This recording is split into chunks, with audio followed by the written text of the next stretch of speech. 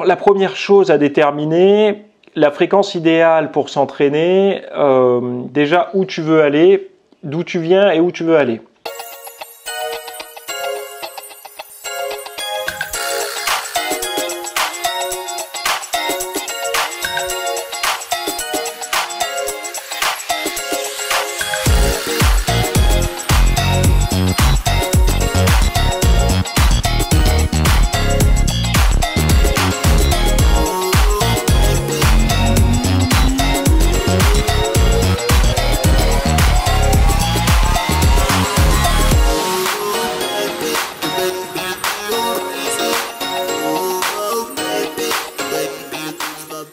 Salut à tous, nouvelle question-réponse aujourd'hui. Donc comme d'habitude, c'est votre espace, l'endroit où vous pouvez me poser vos questions en commentaire ou dans le formulaire anonyme que vous retrouverez dans la description. Sinon, je sors ces vidéos tous les jeudis à 18 h. Vous avez une grosse playlist là si vous voulez vous taper du cardio en écoutant quelqu'un vous parler de muscu, de nutrition, de fitness. Eh ben, allez voir cette playlist, vous la mettez dans les oreilles. Sinon, si vous êtes plus format audio pur, eh ben, vous pouvez aller écouter mon podcast que je sors tous les mardis à 8 h, qui est disponible sur toutes les bonnes plateformes de podcast, qui s'appelle La Pause Fitness.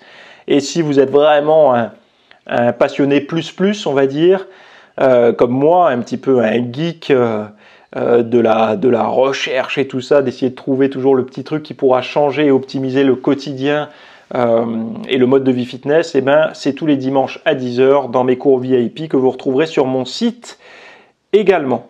Alors, la question du jour, qui est par un anonyme pour le coup, mais bon, il ne prenait pas beaucoup de risques. Quelle est la fréquence idéale pour s'entraîner?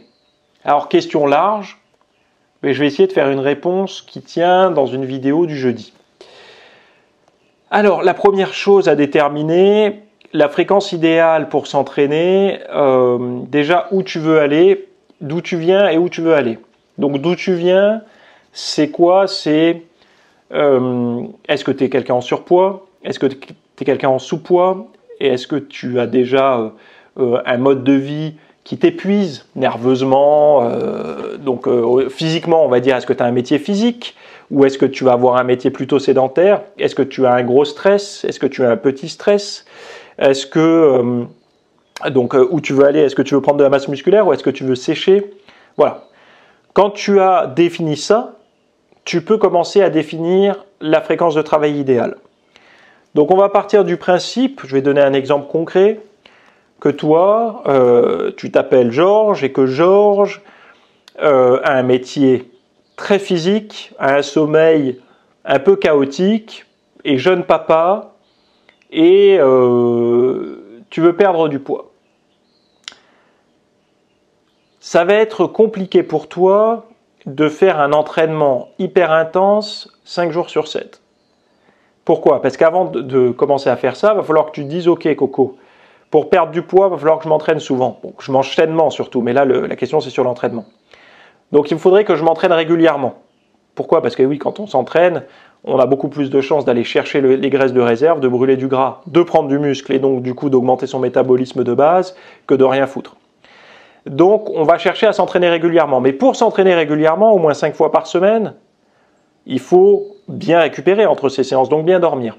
Donc au début, la bonne fréquence pour Georges, ce serait de viser 3 séances par semaine. Le lundi, le vendredi et le lundi, le mercredi et le vendredi.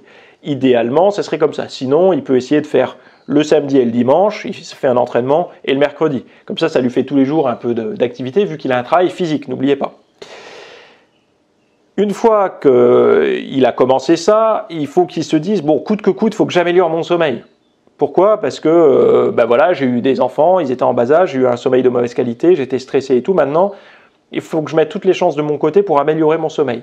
Donc il va voir mes cours sur le sommeil, ou il regarde où il veut pour améliorer son sommeil, il se couche plus tôt, il dort mieux, il se démerde comme il veut, mais il dort mieux, il essaye de mieux dormir.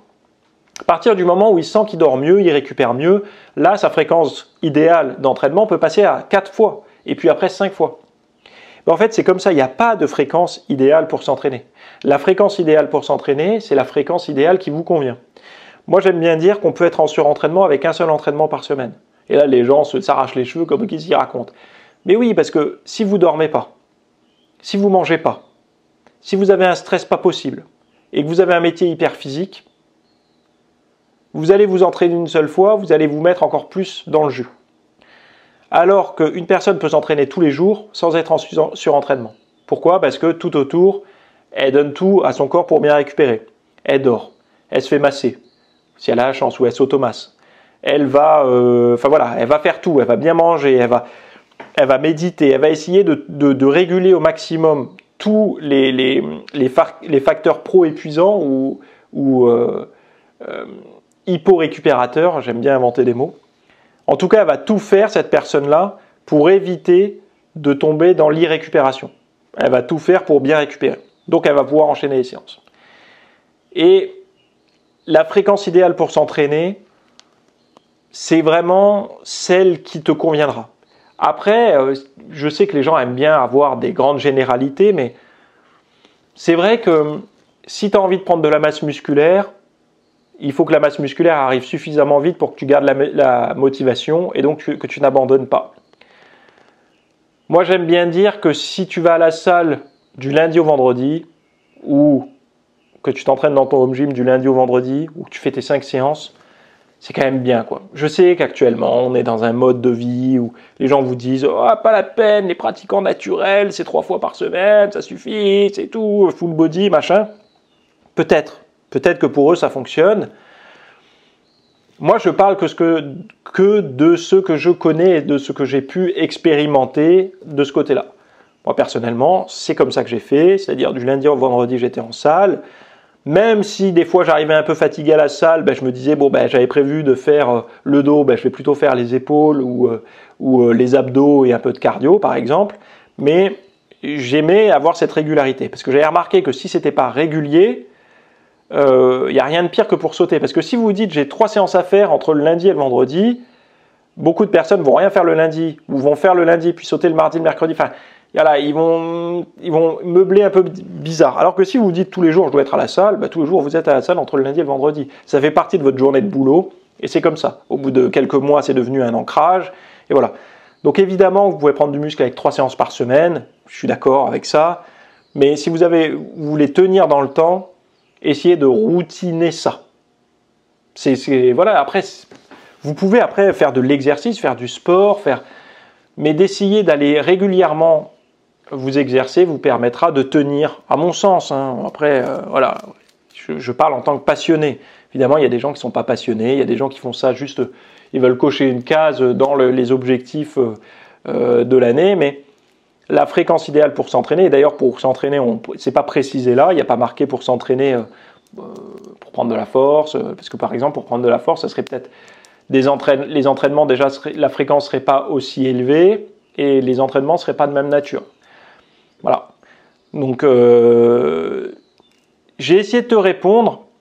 La meilleure chose que je pourrais te dire, c'est définis-toi le mieux possible. Comment tu peux te définir le mieux? C'est-à-dire, qui es-tu? Que fais-tu? Où vas-tu? Donc, qui es-tu? Un homme, une femme? Quel âge? Surpoids? Sous-poids? Enfin, voilà. Voilà.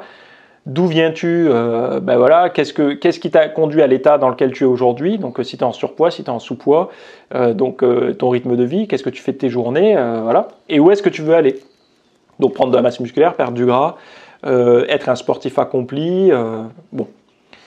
Donc, quand tu as bien résumé ça, tu peux t'intéresser à la fréquence d'entraînement parce que beaucoup de personnes, par exemple, tu sais, ouais, mais moi je veux prendre du muscle, mais je veux pas être bodybuilder, donc pas trop.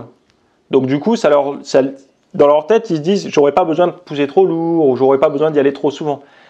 Et non, en fait, parce que je sais très bien que les résultats que tu attends, c'est d'avoir un peu de pec, un peu de bras, un peu d'abdos, un peu de cuisses, mais un peu. Mais déjà, pour avoir un peu, il faut y aller souvent. En tout cas, et il faut se donner beaucoup. Parce qu'il y en a qui se donnent beaucoup, qui n'ont même pas ça. Donc c'est beaucoup, mais également nutrition et tout. Donc là, je sais qu'il y en a plein qui se sont désabonnés, qui se sont barrés et tout, parce que je dis un peu trop la vérité, mais c'est comme ça, quoi. Je suis désolé, voilà. Après, ça, c'est que un sens de surface. Un mode de vie comme ça c'est beaucoup plus profond. Ça peut être des valeurs et des convictions profondes. Alors moi, j'ai pas envie, par exemple, de manger de la merde au quotidien. C'est au-delà que ce soit bon pour la santé, pour le tour de taille, les abdos, tout ça, j'en ai pas envie. En fait, je me refuse à m'alimenter de merdouilles comme ça. Enfin, j'ai un respect pour la nature et je fais partie de la nature. Le corps humain fait partie de la nature, l'homme fait partie de la nature. Et que lui donner de la saloperie comme ça me dérange en fait. Comme je ne donnerais pas une saloperie premier prix à mon animal de compagnie. Quand je dis premier prix, c'est pas péjoratif. On peut trouver du premier prix, du pas cher. Je veux dire, les courgettes, par exemple. Je préfère largement acheter un filet de courgettes premier prix qu'acheter des courgettes au parmesan dans une barquette, qui coûtera le même prix. Hein. Mais je préfère celui-là, même s'il y a des pesticides, la courgette brute, que le plat préparé. Moi, ce sont des valeurs pour moi, c'est comme ça.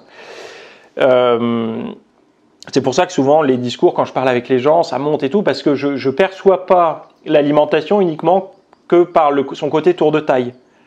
J'ai un espèce de respect pour les aliments et pour le corps humain, l'homme, la nature, le côté... j'ai du mal à l'expliquer avec des mots simples, mais pour moi, ce serait comme d'acheter une Ferrari et de se dire, bon, bah, j'ai acheté la Ferrari, super, mais par contre, je lui mets de l'huile de merde, je la respecte pas, quoi. Je lui mets une huile premier prix pourrie qui va niquer le moteur, je mets une essence qui va pas, etc., quoi. Bon, bref. Après, c'est un état... Enfin, voilà, chacun a ses valeurs, ça, c'est les miennes. Donc, voilà. Je pense avoir bien répondu. Si t'aimes ma façon de penser, tout ça, abonne-toi, mets des commentaires et tout, tu connais la musique. Et sinon, on va voir les liens que t'aura mis Cyril dans la description. Bye bye.